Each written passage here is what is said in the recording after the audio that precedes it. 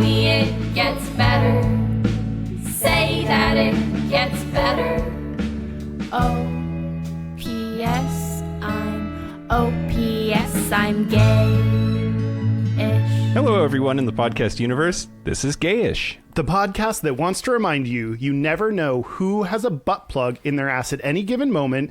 And this is a fact you're going to remember in the near future when talking to someone, and then you'll picture it, and you won't be able to stop picturing it, and then you'll remember they're still talking. You haven't heard a word of what they've said for the past 5 minutes, so you just say, uh-huh. And that's how you got stuck making the turkey at some stupid Thanksgiving potluck, which, by the way, is one of the worst events to wear your butt plug to. I have one little correction, though. Okay. You know if you're wearing a butt plug, hopefully. It's other people. It depends on the butt plug and the ass that you're talking about. I'm Mike Johnson. I'm Kyle Getz. We're here to bridge the gap between sexuality and actuality. And today, we're going to talk about fairies. I'm very excited to talk about fairies. Is that your one pun that you were like ready to go? I was sitting on that all day like a butt plug. But first, we have a couple of things to talk about up front. Yeah. You know, news and whatnot. Per usual. So on YouTube, I discovered there is a 3-part web series that Jack Meridew is involved with. He's one of the twinks that I follow on YouTube that is sexy and fun. Anyway, it's called Gayish. Oh, I saw that. Yeah. And there's a dash, so it's very different. GAY-ISH, and it's actually really good. I watched all of it, and I thoroughly enjoyed it.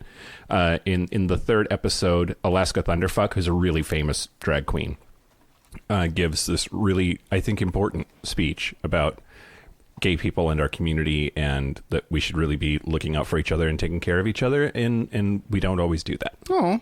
I recently have been watching Insatiable on Netflix. It's a nickname for your butt. And interestingly, the butt plug that goes in it. Great. Just everything. It's like about beauty pageants in the South, and it's like on the surface very campy, but actually what? You said pageants in the South, and I immediately smelled hairspray. Like it just, you like just feel, like you can feel the child that got murdered in a pink dress. But it's like, although it's campy and like kind of hokey at first, it actually covers some really serious stuff, like a guy who's bi, someone who tries to start a polyamorous relationship, someone coming out after being married and trying to figure all that out. So it has some really interesting and deep concepts. Wow. And I think that's why they made it campy on the surface, so that you can like, you don't have to just sit there in like sexual discomfort. Interesting. I have had 0 alcohol today, and I couldn't say the fucking word interesting. I think that's why we do drink. So it's just lubricate. Yeah. The lips, the teeth, the tip of the tongue. Mommy made me mash my M&Ms. We used to sing that in like elementary school choir to get warmed up. I bet the kids whose moms were dead felt really bad about that. They were like, she died because I mashed the M&Ms. Okay. Anyway. Off to a great start so far. We're doing so good. Okay, so next we have to talk about Chechnya. Oh, yeah. Yeah, so... Yeah, he's so hot in the new American Horror Story. Right? There are apparently gay concentration camps in the Republic of Chechnya now. Which before, I knew... I mean, we kind of like vaguely heard about this, but it was more like people were being captured and maybe killed or maybe beaten and returned. Yep. So I think the concentration camp aspect to me is new, or that it's confirmed or something. Yep. Reports have emerged that 100 or more gay men were detained and 3 killed in concentration camps last week. Novaya Gazeta, which is a Russian newspaper, said that several camps have been set up in Chechnya where gay men have been forced to promise to leave the republic. And tortured. They left out the torture part. Electric shocks and beaten to death in concentration camps, which is the first concentration camp known for homosexuals since Hitler's camps in the 1930s. So Kadyrov, President Kadyrov, who is a big ally of Vladimir Putin, has ordered a clampdown, and he previously has encouraged extrajudicial killings of gay men. So he was encouraging non-law enforcement people or law enforcement people to just kill gay guys and not worry about it. By non-judicial extrajudicial. Extrajudicial killings. So you mean murder? Yeah. Yeah. Which is what the death penalty is called if you're not the government. I still think about that sometimes and just laugh to myself. But then at the same time, and I think this is hilarious, there's like new levels of Trumpian, your bullshit is bullshit. Kadyrov claims that there are no gay men in the Republic and denies the arrests ever took place. So he has camps set up for the people that don't exist. Right. He's stolen, kidnapped, put in camps a group of people that are not real. He's asked no one to leave. He's killed no one because he can't. Because that they don't. Yep. Well, that's good. Although I'm starting to think forcing all those gay guys to leave Chechnya, say that they would leave Chechnya, they're really doing them a favor. Like, hopefully they'll. Well, yeah. Like get out, and they're like, you've been trying. Yeah. But like, hopefully they're. Well, I doubt there's any nicety going on. But like, people that are there might be because they have family there, or they can't leave, or so like, throwing that hardship on them and. Where are they going to go? And that should be something that like someone would take in those people because as refugees, because they are in imminent danger. But like, I don't know, go somewhere to go to Canada. I think like, don't come here if that's don't. One of the things happening in the camps is they're being beaten in an attempt to force them to reveal other members of the gay community that doesn't exist. Yeah. But I think I'm already on record, but I'm going to repeat it. If I am beaten to reveal the names of gay people, I'm going to fucking say every name I know. Yep. I'm just going to sing like a bird. Every name you know. Abraham Lincoln, George Carlton, Tommy Lauren. I like it's this weird state. I mean, just like a lot of like politics in the news right now of this is a horrible thing on like Hitler level bad. Yeah.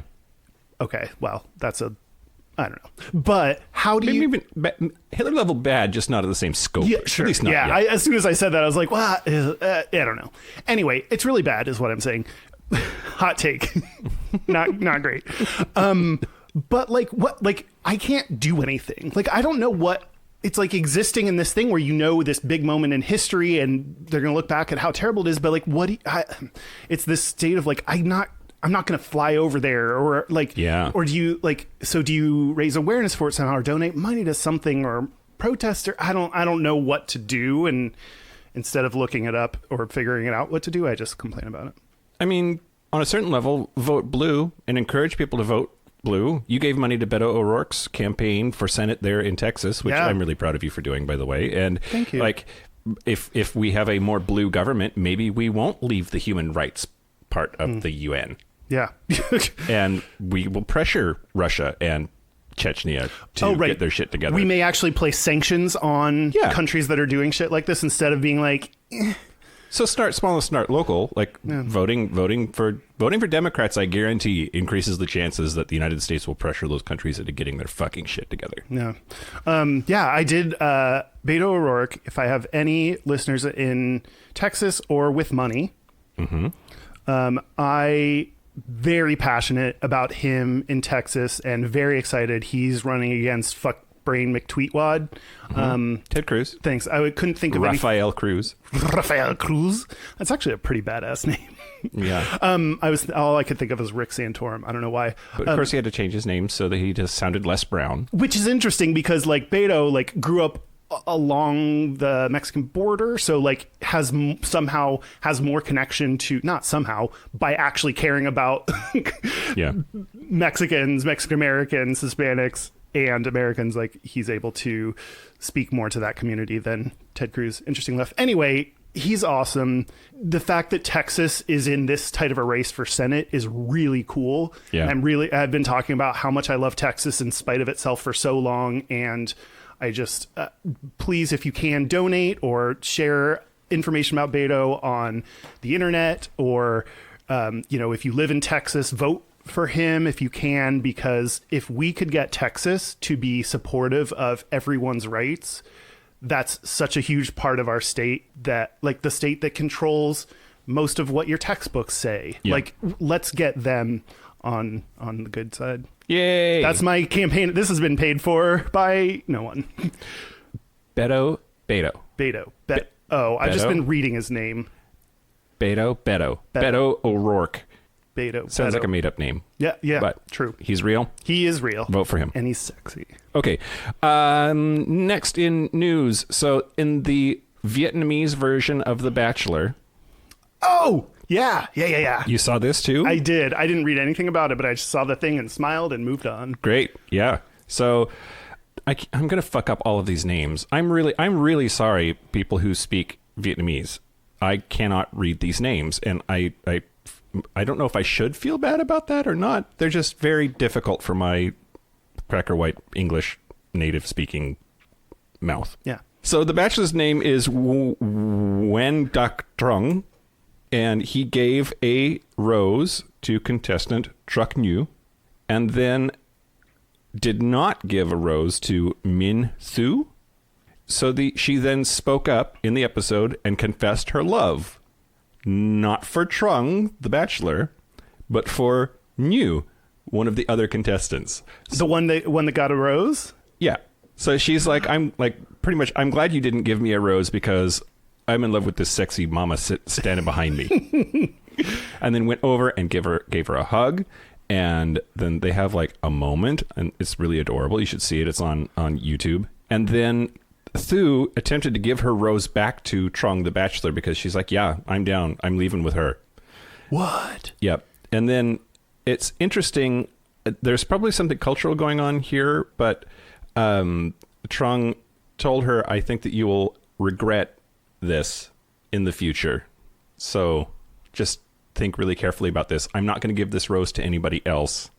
You should hang on to it so you don't regret anything, which just seems very like maybe you should smile more or something. I don't know. No, I mean, that seems like a very reasonable response to like, I'm not like in America, I'd be like, fuck you, you lesbian cunt. Like go, like, yeah. So to be like, okay. And also glad you didn't take the rose and be like, hey, runner up, get on up here. Yep. You earned a spot. No. Yep. Then the two ladies were together and left and ran off. Oh, hooray. Do we know what they're doing now? Well, moving in. No. So in typical Gayish fashion, I'm going to make it sad now. Oh. She decided to come back to the show after all. Oh. But as far as we can tell, this is the first time in history of the Bachelor franchise that two contestants went for each other during a season. Although apparently in Bachelor Australia, two contestants fell in love and are together, but that happened after the show. They met on the show, and they're now together as lesbians in Australia. That's awesome. Yeah. Anyway, ta-da. This has been our new podcast called Only the News and None of the Rest. Yep. Goodbye. Yep. That was all really interesting. I wanted to tell you. Okay. Tell me. I had this discovery about stereotypes recently. Okay. And what I realized as I was thinking about, since nowadays, every time I run into some kind of gay or straight stereotype, I write it down in case I want to do my gayest and straightest. And what I realized is stereotypes, when all of a sudden I realize that I'm doing some stereotype, it's because I'm uncomfortable or anxious about doing it the way I want to do it. Oh, interesting. So okay. like for me, stereotypes come in the form of doing something because of anxiety that I just would normally want to do, like probably the thing that's considered more feminine. Interesting. Okay. So I just think like anytime we think of a stereotype, or at least anytime I talk about stereotypes, it's comes from this place of discomfort. If I like wasn't uncomfortable with it, I probably wouldn't even think at all about it being a stereotype. I'd just do that thing. Oh, okay. So you think you only notice it because of internalized homophobia? Yeah, and internalized masculinity, or I don't know if that's but like, which is what I've named my butt plug. I love it. And I don't know. It could be in right now. You have no idea. We have no idea. There's no way to tell. There's no butt pluggerometer. Yep. I'm trying to figure out if that's the same for me or not. I don't think it is. Oh. But maybe. I'm an anxious person. Yeah, you are.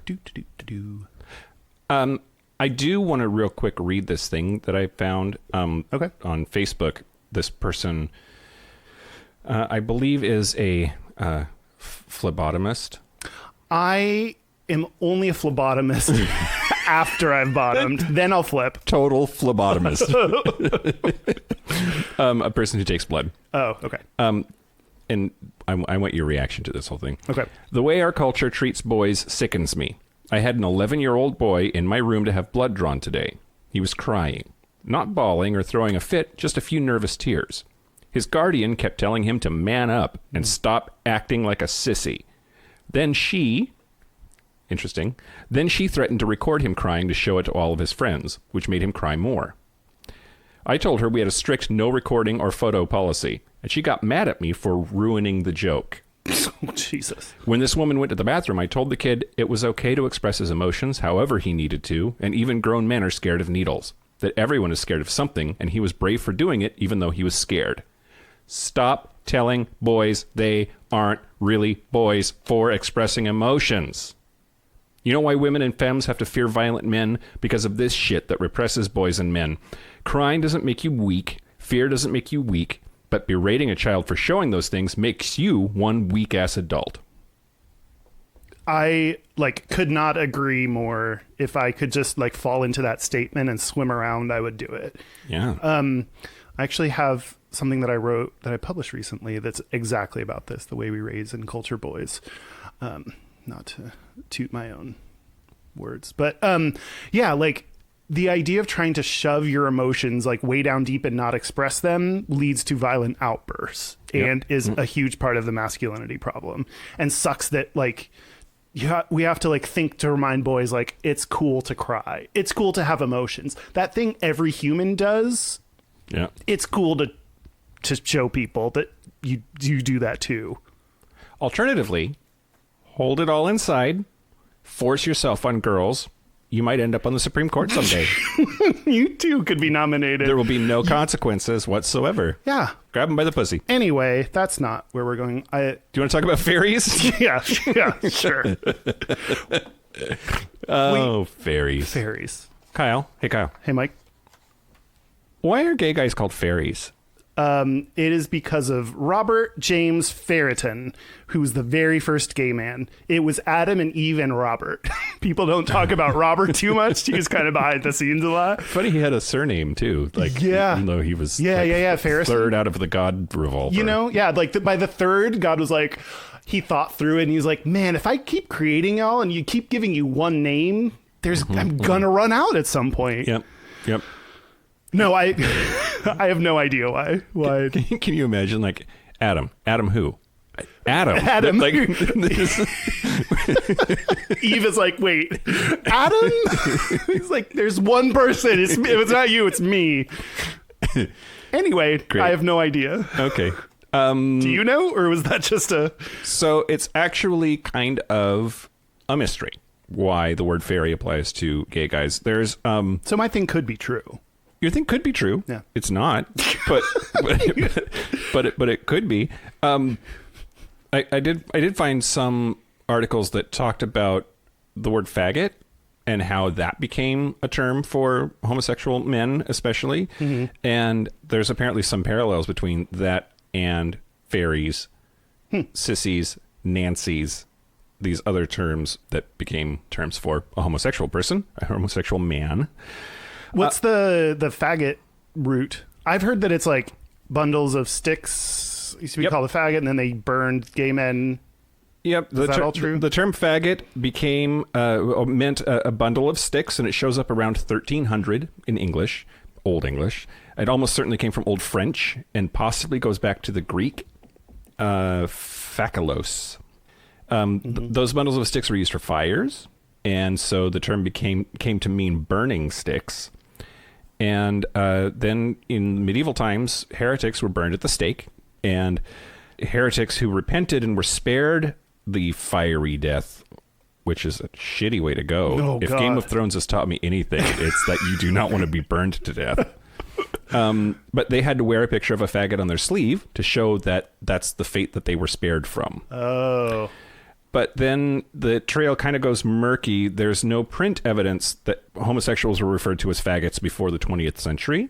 And the usage of that term to mean gay people definitely originated in the United States, not in England. Man. In fact, the British continued to use the words fag and faggot as nouns, verbs, and adjectives right through the early 20th century, and they never used it to talk about gay people. I'm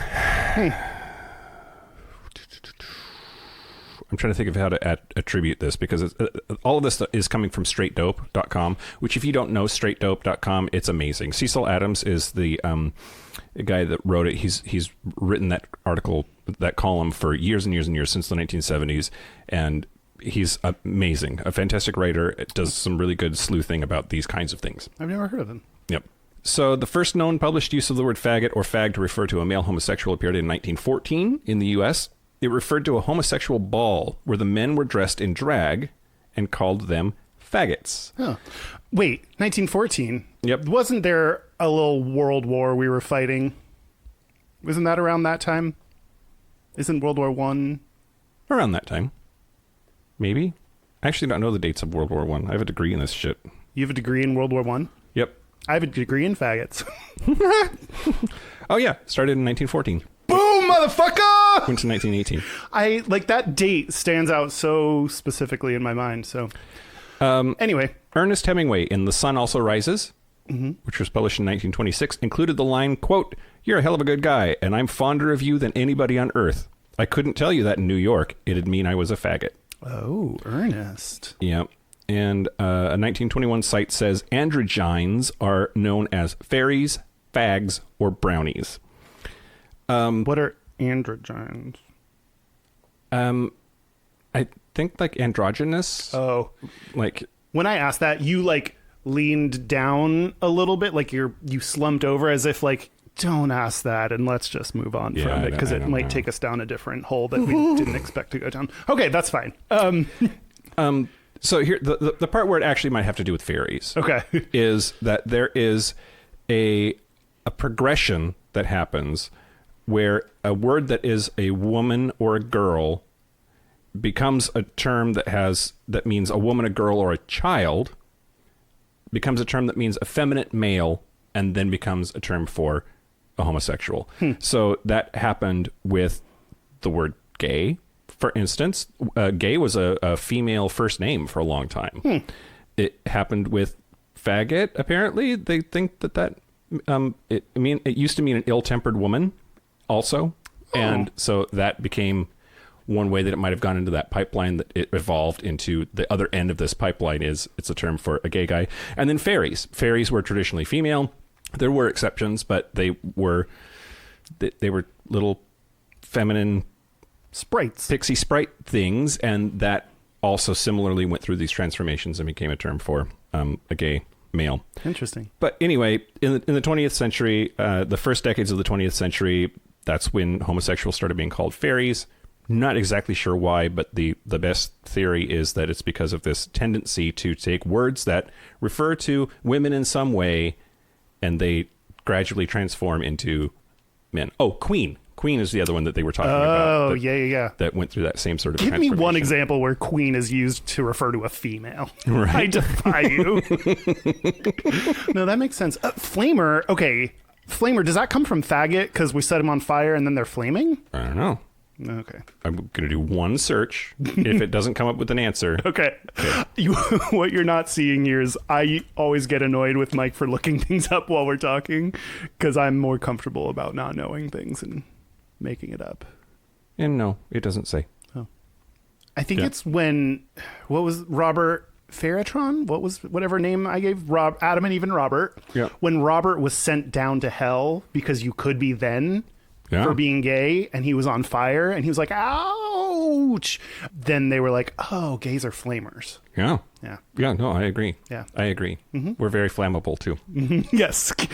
Don't light any matches around gay people. Nope. That's why you never see gay people smoking. Which is also why we get called poofs. Yeah. Light a match near us and poof. Yeah. Avoid, kerosene swimming pools when you're around gay people. And just generally don't set them on fire, really, is my advice. Yeah. That's, words to live by. Yep. Yep. Well, was that all about where stuff came from? Yeah. I do have a question before we leave the whole, where did it come from Do you even hear it that much anymore? I feel like it's something that I used to hear more often. Like when I was a kid. Yeah. Like a fucking fairy. Yeah. But it sort of died out. Yeah, I agree. It's like, seems like it's not, maybe it's just because it's like not as strong of an insult as faggot. Like saying fairy is like, oh heck, and faggot is like, oh hell. Like, you know, at this point, if you're like, you're such a fairy, it's like, come on, like, be a man. Use a real man's word like faggot. Fairy is to faggot as gosh darn it is to god damn it. Yes. No, I don't know why it wouldn't be used as much anymore. Well, I'm going to tell you. Do tell me about radical fairies. Radical fairies. Yeah. They're called rad fairs. Rad fairs. I made that up. That might not be true. RFs. RFs. Okay. R to the F. Already I love it. Those two words together is fantastic. Yep. Right? Yeah, that combination, that visual evocation. Militant cream puff. Yeah. Like put this really aggressive adjective on a not so aggressive noun. I like it. Go ahead. Militant cream puff. Yes. It's the name of my butt plug. So Radical Fairies is a loose worldwide association. I bet they're worse. They're Is that bottom shaming? Don't care. No, they loosely associate. They're like not like a formal, rigorous, tight society. I can't. Okay. And it runs counterculture to the gay rights movement. Great. The idea is they're rejecting a word I had not heard of until I read this article: hetero imitation. Oh, okay. Like heteronormative, like acting like straight people, sort of. Yeah, and the idea being gay people in working on gay rights. This is why they run counterculture to the gay rights of gay people constantly working towards getting to be a place where they have the same things as hetero people, like marriage equality. I think they're the type of group that like don't actually want marriage equality because they're like, why do we want to do that straight thing? Yeah, that's not us. We're just trying to pretend like we're straight people when let's like do our own thing. Sure. So they also reject the commercialization aspects, the patriarchal aspects of modern LGBT life. Patriarchal aspects? Patriarchal aspects of, yeah. I don't know what that means. So patriarchy is when dude's in charge. Mm-hmm. An aspect is a really hot porn star. Okay. Got it. Aspect. Yeah. That's his name. No, I think it's like even in the gay world, even in the queer world, we have issues of toxic masculinity and men being stupid heads, and they don't like that. Fuck. Was a good detailed analysis? Yeah. Patriarchy. It's not good. Well, let's just all be more. They're like more into femininity and the earth. They have. It's also a little bit spiritual. Not a little bit. Very like spirituality. Secular spirituality is like a really important part of this. It's one of the. I think the only spiritualness or not. It's not a religion, but like kind of belief system that is. It's not gay people and religion like together. This is gay. like one of the foundations is being gay. Okay. So we're not trying to convert people, or we are? Well, we have missionaries. They do more than just missionary position. There was one guy who was one of the founders who started squabbling. Obviously, when you have a bunch of fairies coming together, there's going to be some squabbling. Yeah. So there was a little bit of an issue where one guy started being a little bit too missionarist and missionarista. He was a missionarista, and other dude didn't like him for that. And anyway, so speaking of this, let me tell you about the founders. Come on, fairies, get along. We're all friends here. We all just fly around sprinkling pixie dust around, and so the founders. So it formed during the 70s, during the course of the sexual revolution, by three people: Harry Hay, Don Kilhefner, and Mitch Walker. Okay. All of whom are pretty... Mitch.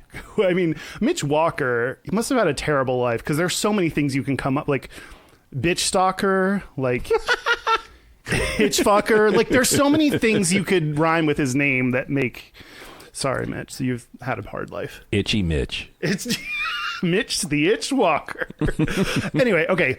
They're all like really notable people in our community. Harry Hay was one of the founders of the Mattachine Society.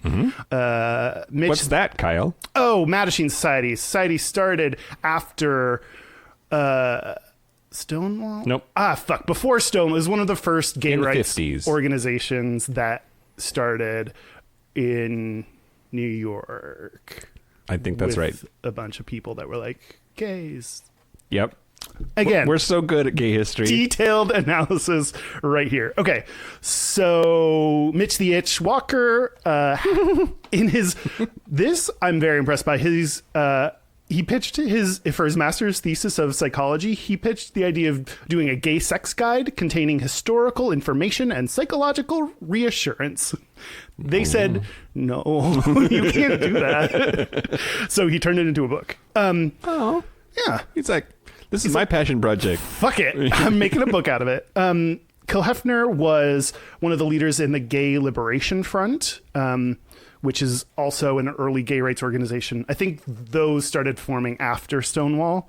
And the group that this group became a community center, he was the executive director of that group. We that should send center. the Gay Liberation Front to the Chechen concentration camps and to liberate them.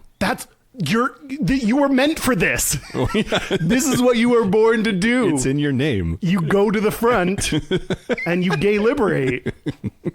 Yeah. The bad thing is I don't think they exist anymore. Oh. So sorry, Chechnya, you're staying there. We're going to get them back together again. That's true. Let's get the band back together. Oh, you're all dead. Okay. So that's going to be difficult. Okay.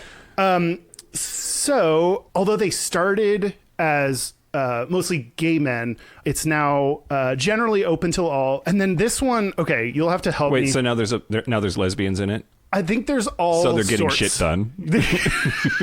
They were like, wow, all we do is float around and think about our dreams, and no one's helping build a website. Yeah. Get a lesbian in here. You know, all those fairies are just fucking each other and making wings. Yep. And then you gotta get the lesbians involved. Okay, so you'll have to help me deconstruct this sentence. So even though they're inclusive of all, several gatherings still focus on the experience of man-loving men co-creating temporary autonomous zones. Temporary autonomous zones. So a location. I was doing this in my head when I read this. Yeah, okay, zone, a location. A location in which, for autonomous. a short period of time, you have complete control over it. You have complete control and co-creating. So I guess like getting everyone in the group to buy into. We have control. Wee Goose? That's a Top Gun reference. Never Oh, mind. I've never seen that movie. Gayest thing about me. Or straightest. I don't know. Anyway. Gayest thing about that movie is the volleyball scene where they're all shirtless playing volleyball in the sand, and everybody in the 80s was like, "Oh, that's perfectly normal." Fine. No. Gayest So part gay. about that movie, minutes 0 through 124. Credits, less gay. No, so yeah, okay. Co-creating temporary autonomous zones, I think, is just being a person with other people. Like, I think we have created a temporary autonomous zone. Yeah, but I think it carries with it a connotation that, like, the laws and rules and frameworks provided by society do not apply. It's autonomous. I reject the laws of the land, and now I reject everything about the pressures put on us by the rest of the culture. yeah, which I think, like, in theory, the things they're talking about of like fuck heteronormativity, fuck the like us trying to pursue those interests. That's great in theory until you realize, yeah, you are not in an autonomous, like you are within the bounds of the law, no matter how much you try to temporarily co-create autonomous zones of influence. My autonomous zone just turned off. We are now in a non-autonomous zone.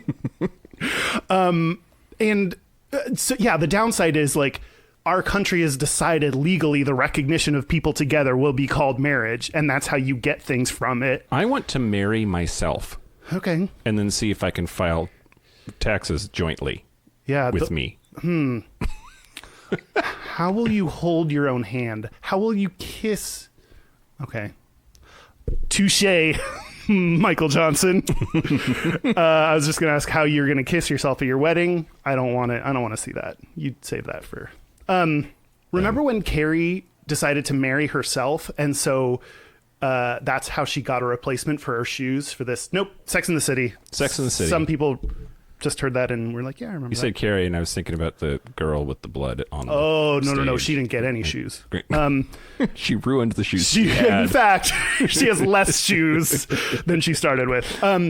Another interesting thing, one of the members said gay culture was an oppressive parody of straight culture, which is interesting. And again, I don't necessarily agree with it, but there are some people that just say, like, let's do our own fucking thing. Let's put on wings and just be our own group. And yeah. Last thing I'll say is Harry, one of the founders, on the website, which is like, the website is like, we don't represent this group because you can't possibly represent. Again, it's like loose, so like no one can actually represent it. So it's just like, here's here are all the organizations and websites we know of to like refer to them. But about Harry, it said, quote, please hold the Duchess capital D, I'm guessing. Okay. That's what they called him, which is a very, at this point, very unoriginal nickname for like, don't be called the Duchess. Like, come up with something creative. Like Mitch the Itch. Okay. Please hold the Duchess in your thoughts. Because he's dead. Throw glitter, be real with someone, kiss a man in public, or jack off to help Harry have a good transition. God, I helped him like twice today. Well, I come glitter. So Wow. I've done 2 things to help him today. Good job. Thank you. Yeah, no, like at first I love that idea of like, I was like, throw glitter, that's stupid. And then it's like, well, no, it's just like do something that is not expected or not part of what we always do or part of the culture. It's just a bitch to clean up. Stand on a tarp. Same rules as when you get into piss play. It's as good as eating a Jesus cracker. Yeah. Is it? I mean, What is it a makes Jesus- as much sense. Oh, Communion. you mean communion. Okay, I thought you bought a new line of Jesus crackers that I was going to have to try. Yeah. They're slightly chocolate, which offends people. Kind of salty. Yeah, a little bit salty. Goes well with wine. So those are the radical fairies.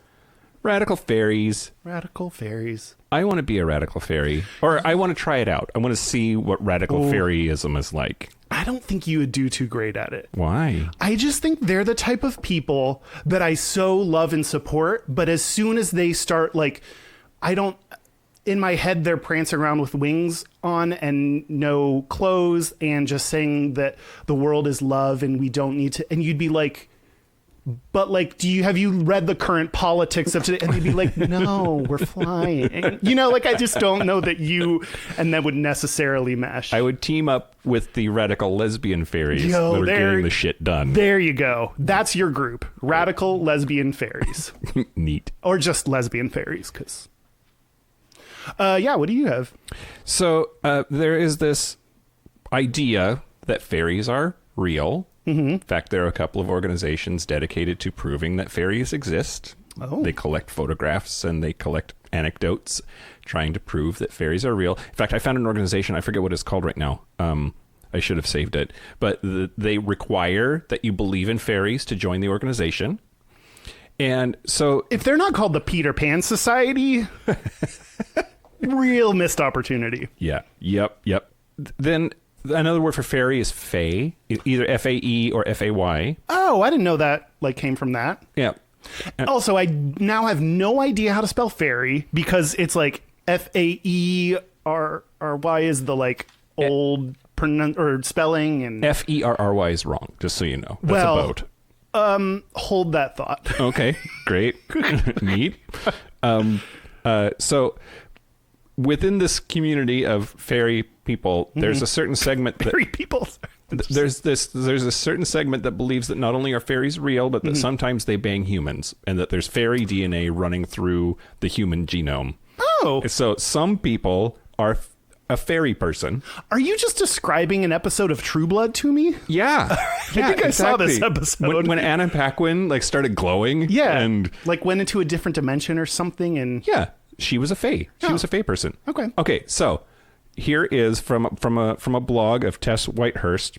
I'm going to read her bio real quick. Hi, I'm Tess Whitehurst, and I believe life is magical. If you believe that too, you found yourself in the right place. So grab yourself a cup of coffee or tea, settle in, and explore my free magical library, also known as my blog, to your heart's content. Okay, so... That's her about. Yeah. I got minimal information about you as a person. Yep.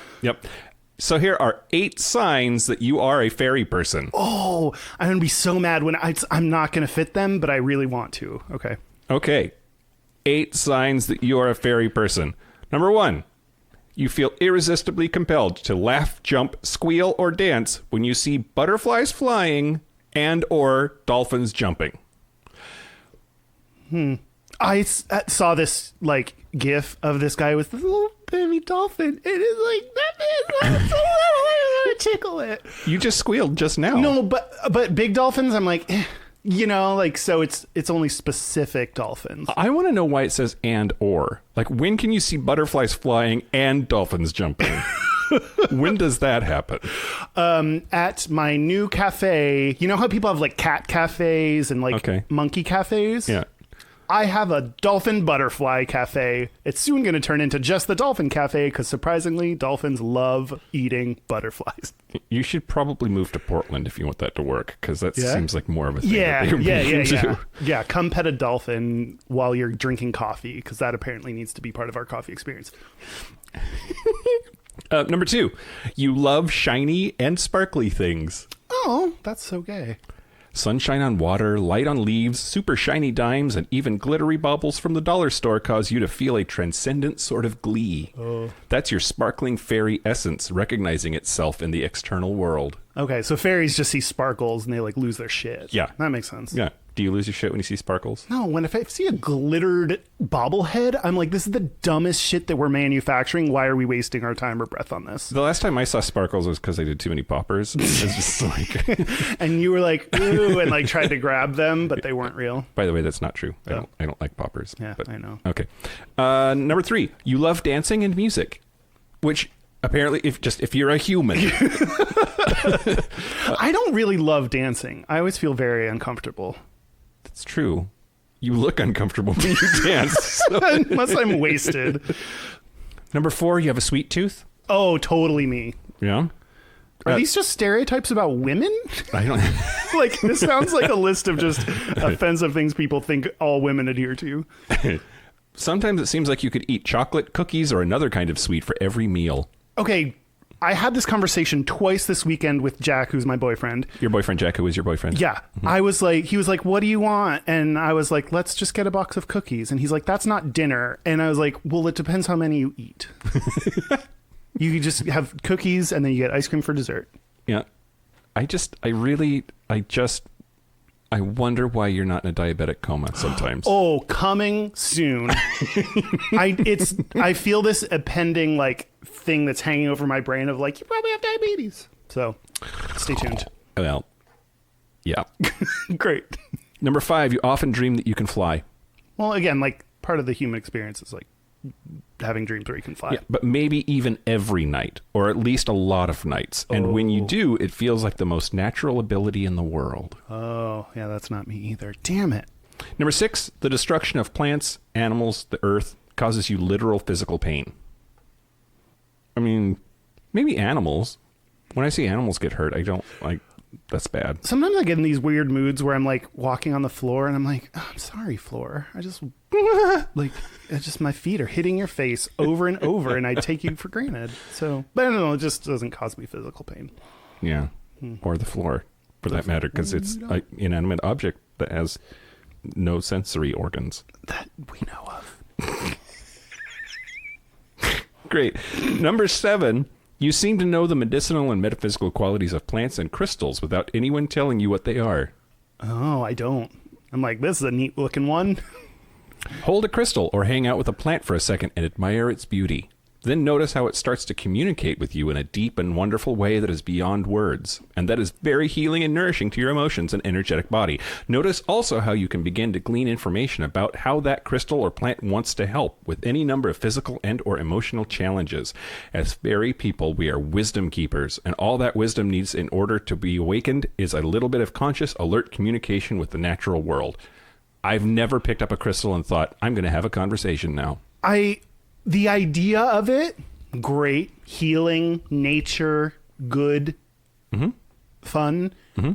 But when you start getting help from a rock, like when it starts guiding you in your life decisions, and you're talking to it, like just do a little bit of mind check. Like, am I still sane and here on Earth? Yeah. Or do I need to maybe talk to a real human psychologist? Do you need crystals in your life or lithium? Okay. Number 8, you have an irreverent sense of humor. Oh. If everyone is getting too serious about something, do you feel irresistibly compelled to laugh and poke fun? Yes, that's why we have this podcast. Kyle, we are fairy people. Okay, that clinched it. Like, I could do, even if I'm only half or none of all the rest, I cannot sit in a serious situation for too long without talking about butt plugs or whatever the fuck I'm talking about. Yep. All right. Yep. So do you think you're a fairy? I think I have fairy qualities. I know that's true. I think I can communicate with fairies. Mm-hmm. I don't think I am one. I'm like an ally of fairies. Do you think you are? No. You're like the opposite of all those. What's like the opposite of a fairy? Barely. Unfairy? Saber-toothed tiger? I don't know. Okay, yeah. Like a bald eagle? Mm-hmm. Okay, that's it. Okay, so since you mentioned it... Oh, God. I'm going to talk about gay head. Oh, God. Okay, I thought you were going to say butt plugs. So here we go. Gay head is... Fun. Well, I don't know. I've never been. It's a side-wheel steamer operating as a ferry. Ferry. Yeah. Okay, got it. We just said it was about fairies. Ta-da! Okay, but let me tell you about gay head. Okay. You don't need to tell me. I don't You can tell our listeners if you want to, but I'm familiar. Listen, I don't think you are. I haven't gotten a good blowjob like to completion for I don't know how long. Oh. Like when we were in New Orleans, I got that blowjob that I was uncomfortably close to? Yeah, and I didn't finish. And it wasn't that good. Oh. Real hammered. All I'm saying is, if somebody wants to give me an amazing blowjob, let's do that. Okay, this is the moment if we were like occasionally fucked, then this would be a very hot moment to be like, just you wait and then like blow you, but that's not how we roll. So that's not how we roll. So sorry, I can't help there. Yeah, and you have Jack, your boyfriend. Oh, right. Your boyfriend. And Jack I'm in a boyfriend. relationship. That's the main reason, I think. Okay. So the ferry, Gay Head, has an engine built by Pussy and Jones Co. No. Yep. Pussy. Pussy. P-U-S-E-Y? Pussy? Pussy and Jones. Pussy and Jones. Got it. And the Gay Head deck extends from the stern to the pilot house. I hear it's very impressive. That is something early steamers lacked. Okay. Now, where, you ask, did it get its name? Where did it get its name, Kyle? Whoa, let me tell you. Please do. Gay Head is named after... It's not going to get old. No, it's not. I hope not, because there's a lot more of this. Named after Gay Head, Massachusetts. Oh, I do know that. Do you? That's a place. It was. More info to come. So the city got its name because of its colorful cliffs, the Gay Head Cliffs. During the course of the city, it's a really small city in Massachusetts. Once Jeffrey Madison investigated the idea of changing the name in the late 1970s, but he changed his mind when older. So it's built on what used to be Native American grounds, and older tribal residents he convinced him not to change it because they were very fond of Gay Head. And he said, I mean, who's not? If you've been there, you know. You just want to keep the spirit of Gay Head alive. He said that Jeffrey Madison is like, he's like, we should all respect tradition, history, where things come from, and so he wants to... Wait, like the oral history? The oral history. The oral history of Gay Head. Of Gay Head, yeah. He said he wants to do his part to keep Gay Head traditions alive. Of course. Which is fair. Yeah. But eventually, they tried in 1991 to change the name. Didn't work. You can't stop Gay Head. Gayhead, it was very persistent until 1997.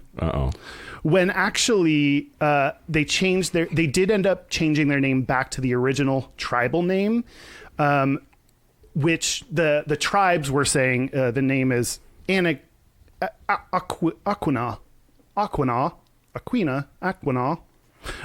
One of those is right. And so the tribes are the ones saying like, hey, let's call it what it used to be.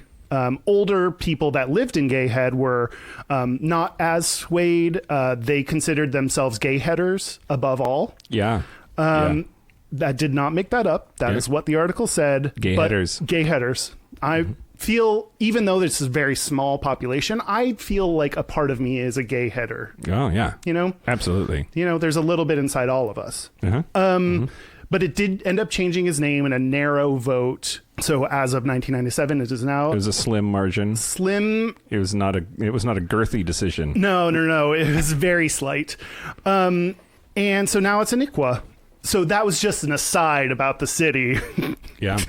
Anyway, the Gayhead, the steamer, operating as a ferry, operated until 1924. And then it finally gave out because eventually Gayhead has to come to an end. Yeah. Yep. Gayhead runs out of steam. At some point. Yeah. I have a different thing, though, to tell you about. That was the ferry, the boat section of our programming. Back to the other spelling. Okay. Fairy. F-A-I-R-Y? Yeah. F-A-E-R-Y? F-A-I. I'm going to tell you about fairy godmothers. Oh, okay. Okay. Only briefly, because I found it like right when I was about to be ready. I saw this and I was like, fuck, I want to look up a little bit about this. You got distracted by the Gayhead. Gayhead took up most of my time. Okay, so fairy godmother, not only is she that bitch in Cinderella, Yeah. but it's also the idea of like a gay mentor. Which, did you ever have like a mentor, like a gay mentor that you would consider your fairy godmother? Yeah, but he didn't know it.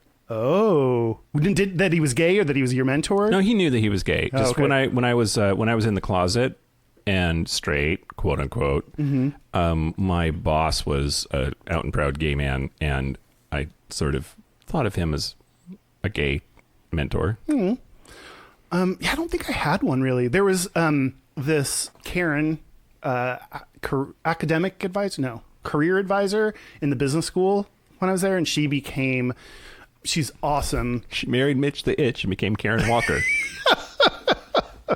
Oh, I wish. But that wasn't, I don't think it's in the same way. That's as close as I can think of. But that's not like helping you come out or whatever. So there was a study, Fairy Godmothers and Guardian Angels, a qualitative study of the gay mentorship relationship by Neil, Sharon, and Emily Arnold.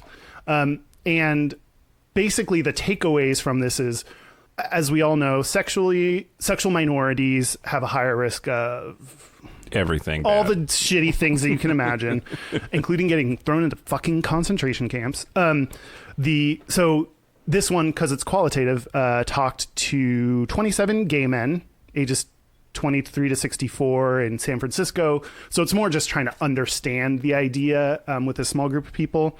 And they found that gay mentorship was very related to gay identity integration, not gay identity formation. Okay. Gay identity integration, meaning I'm gay, how do I figure out this gay community, be involved? Gay identity formation, they are not making people gay, basically. Yeah. But people who... Although, after I started working there, I did come out. After you started working where? With my fairy godmother. Oh, so who knows, really? I might not have been gay before that. I might just... That might be a totally retroactive memory. Yeah. Yep. We question this study, Neil and Emily. Anyway, but for realsingtons, gay mentorship helped support gay identity development, helped connect gay men to other resources, helped them feel part of the community, helped them manage stressors, helped have a role model with a positive gay identity. So there's a lot of benefits to having a fairy godmother. And so they said the idea would be this merits further exploration and further studying. So I hope that nowadays people have, like, it's has been so hard for people to find gay mentors. And I think in particular, like, even when I think about it now, having a gay mentor, I'm like, what if they start fucking? Like, that's really bad that's where I go to, because that's what people that are against gay people think of us. But that still jumps to my mind immediately. So I need to, like, stop that association of, like, if we set you up with a gay mentor, you're all going to fuck. But well, and what if they do? Yeah. I mean, that's probably not a good, like, if you're a person that's your role model and helping you get acclimated to the society, if, like, you fuck them, then that's probably not great. In that, what if you have some kind of falling out, or what if you, like, something bad happens and then, like, now your connection to the community just literally fucked you. Like, okay. All right. But hopefully that becomes more and more common, that you have, not that you have a gay mentor that fucks you, but that people have gay mentors who can help them, because it's okay to be out and people are coming out earlier. And, like, although then again, if I think about mentoring, I think I should be mentored by a young gay person. I think I could use some mentoring. 'Cause, like, they would probably be like, you're fine just the way you are. And I'd be like, really? But anyway, hopefully more and more people can have mentors and feel a part of the gay community. Why not? Why not? Why not? Why not now? Why not Tomorrow. Yes. Great. Yeah. That's fairies. Should we take a break? Let's take a break. Let's take a break. Was that a fairy? That's a creepy thing. That fairy definitely fucked her mentee. This is the part where Mike and Kyle take a break. Hi, I'm Rob. And I'm Sean. And we are Movie Geek and Proud, a movie podcast where two gay movie geeks review current and older movies of all genres, good and bad. We also pick titles and share our opinions on films that are either not well known or guilty pleasures, but we are proud of our taste and encourage all other movie geeks to do the same. And it's not just movie reviews on our show. We play games, trivia, movie drafts, we have guests come on, and even the occasional skit. You can listen to our show on your favorite podcast apps, including SoundCloud, Podbean, and iTunes. You can also follow us on Twitter at MGNP Podcasts. And remember, every movie has at least one fan. You're so cheesy. What? How's that cheesy? And every movie does not have at least one fan. I say it does, and you can't prove it doesn't. You can't prove it does. Yes, I can. That's why we're doing this show. It's like every time you want to start with me, I don't understand. No, you yes, can't. You can. I'm telling you, they always have to do. You always do this. Movie Geek and Proud, a new episode every Wednesday. Okay, now I'm ready. You are? Yeah. Are you? So are we back? We're back. We're back. We're going to do our gayest and straightest. We're going to do our gayest and straightest. But first, our website is gayishpodcast.com. Our Twitter and Instagram and YouTube and Facebook is all either at Gayish Podcast or /Gayish Podcast. You can probably find us by searching Gayish Podcast. We have a hotline. We get text messages and voicemails. It's 5855-GAYISH. That's 585-542-9474. Standard rates apply. And you can send us an email at gayishpodcast@gmail.com. Please rate, review, and subscribe. The 3 R's. The 3 R's. Please do those. I know that we've been continuing to grow, which is incredible, and it is all because of the people that review us and our fucking hard work. Never mind, y'all bitches have hardly done shit. Why did I don't know why I moved into You just want to be the mean one now. I guess so. Great. No, I'll be nice. Please take all of 3 seconds it takes to press your several buttons. Nah, sarcastically. Okay, just do it. Great. Gayest and straightest. No. No. Before we do our gayest and straightest, I wanted to say my depression has been pretty out of control here the last couple of weeks. Oh. And I had a serious, no one's ever going to love me and I'm going to die alone moment. And I think that we were pretty fucked up, but you said something to the effect of you were excited to meet my person because you're certain that he was going to exist and that you were excited to see who he was. Oh. And that meant a lot to me. And Aw. I've been thinking about it a lot. So thanks. That's really sweet. I don't remember saying that. But was that when we played games and like until like 6 a.m. or Yep. whatever? Yeah. Okay. Yeah. I'm Yeah. really glad. I mean, even you saying it back to me, I still I still stand by what I said. I probably wouldn't have told you that because I don't want to give you too much like help or inspiration. Right. But no, I'm glad that means a lot. I remember one thing that you said once that stands out to me is you said, "Fuck you, Kyle." It's hard to. That's what you say to me most often. No, one time you were in your marriage and I was single, and you were like, you know what, Kyle, I just don't know how you do it. If I were you, I would kill myself. And you still didn't take my advice. You really did say that to me once. Did I really? And I don't know if that's motivational. Like I'm hanging in there in spite. Tell the audience it was because That's how our relationship is. Yeah. No, that's how we joke. Okay. It was real funny. Great. I had to counteract your serious thing with, you will meet someone who's going to be beautiful. Great. Okay. Gays and straightest. Yes. Oh, should we talk about that Portland thing yet? If you're interested in meeting us or hearing us live, we are going to be at the Portland Podcast Festival. It's coming up November 9th and 10th. That's a Friday and Saturday. Portland, Oregon. We don't know when we're performing yet, but just book your tickets now, Brazil. Yeah. Great. Okay. They liked us. They wanted us to come. We're not even in Portland. That's how fucking good we are. Yep. We are not in Portland, but we're still going. Maybe on an Amtrak train. Oh, no.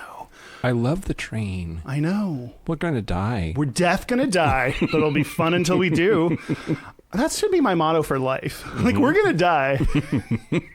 It's gonna be fun until we do. Okay, my straightest thing. Okay. And this is what inspired the revelation that I had about the discomfort of stereotypes. Is Okay. I was really excited because I'm one of those asshats that got the new iPhone. Yeah, you did. And Did you know that it will tell you how big your dick is?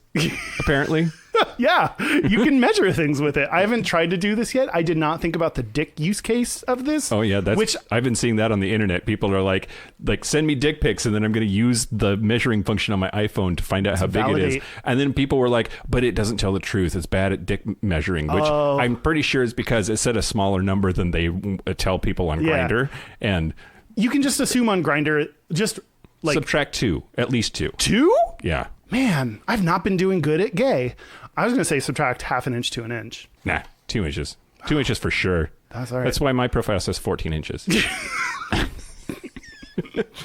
I'm way too honest.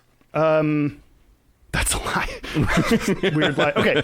Anyway, new iPhone. I was really excited to get a case. I was not going to consider if that case looked gay or femme or straight or whatever. I was just going to get a case I liked. So I walked into Kate Spade because they have cute stuff. Yeah. And I looked at the cases and I was very uncomfortable. Okay. This was until I walked in going to be my gayest moment. And then I walked in and was like, I feel awkward. Plus, like, the two ladies that work there was no one else in there, and they were just looking at me. So, like, I want people to not be around when I'm looking at stuff. Oh, they thought you were shopping for your girlfriend. I don't think so. I was there with my gay boyfriend, Jack, who's my gay boyfriend. So I don't think so. Okay. But I was looking through, and I was like, oh, this one with all the flowers, or this one with the cute birds, or this one with the polka dots. And I was like, I can't. Like, then I started feeling really uncomfortable and, like, picturing, like, what if I had the pink one with flowers and like this is your straightest thing? Yeah, like I was very uncomfortable with the level of femininity of these things, and that's what threw me off, and I didn't want to be. Also, they were kind of ugly, so there's that too. But there goes our Kate Spade sponsorship. I mean, if they want to sponsor us, they have to start by making better shit. Yeah, okay. That's on you, KS, or whoever's running the stuff now, because oh, she did? Wasn't she the one that killed herself? Was she even a real person? I don't know. I really think she... So what fashion icon killed herself recently? I think it was Kate Spade. I mean... You can look this. Yeah. I mean, maybe she killed herself because her shit is shitty. Yeah, suicide by hanging this June. Shit. Yeah. This was one that, like, I've been avoiding the articles about famous people that kill themselves because it just elicits all these dumb people saying, but she ran a company and she had a lot of money or whatever. She was so good. It's like the idea that has anything to do with depression or suicidal thoughts or suicide is just, for anyone with depression, they know how laughable that is because even when all things are going right, depression does not give a fuck. And once I forget if I've told this, once a doctor said to my friend, she was like, very intelligent, very researched, knows her shit, knows herself, her body. Like she's just, anyway, she went into the doctor's office and said she wanted this certain test to test her blood levels because she's been depressed. And the doctor said that he wouldn't give it to her because she did not look depressed. Ugh. Which, like, as someone who often smiles and, as we mentioned, makes jokes about things because they're uncomfortable or things are too serious, fuck that. Fuck people who think that success or money or fame or talent has anything to do with depression. Yep. Well, as you know, I have ADD and I'm treated for it. And I early on when I was trying to get a diagnosis and get medicated, I had a psychiatrist say, you don't have ADD because you have a job. Like, you couldn't have ADD if you can hold down a job or something like that? You have a college degree and you have a job in computer programming. There's no way you have ADD. Sure. Like, it's great. I wonder how much of that I am going to cut. Gayest thing, I ran into this woman who I met a couple times at like a pride party and her gay roommate recently moved. So when I saw her, she gave me a hug and she's like, oh, you know what? It's just been so hard since my roommate left. And, let's hang out this weekend. I just need some queen time. I've been missing my queen time. Ooh. And no one in the history of me has ever needed queen time and came to me. I'm not their go-to like queen to like just do queenie things with. And so I either was very flattered or I thought to myself, she doesn't know me. And it was definitely the second one. And I was like, I agree, queen. And then I never talked to her again. Oh. What's her name? Kate Spade? It's very difficult to talk to her after her incident. No, you're my queen. Even that doesn't feel right. Queen of Fucktopia. That is a queenship I will take on. Queen of Gay Head. I think they sunk Gay Head. Great. What about you? So the straightest thing about me this week, I went to gay trivia on Tuesday. I do that a lot at Queer Bar up here on Capitol Hill in Seattle. And Dudeski, the bartender, the waiter, the server, what the fuck are you supposed to call them? I don't know. Came over and was like, hey, do you want another beer? And I said, yes, I do. And did finger guns. And then I made the touchdown sign with my hands. And I have no idea. But there were witnesses. Like Joseph, the gay married priest, and Chris Bola from the tasting room were both there with me. And we all just looked at me. And we're like, that's your straightest thing this week. Do people now just say like straight, this is your straightest thing? That's like starting to happen, which I kind of love when people are like, oh, that was pretty gay, or like yeah.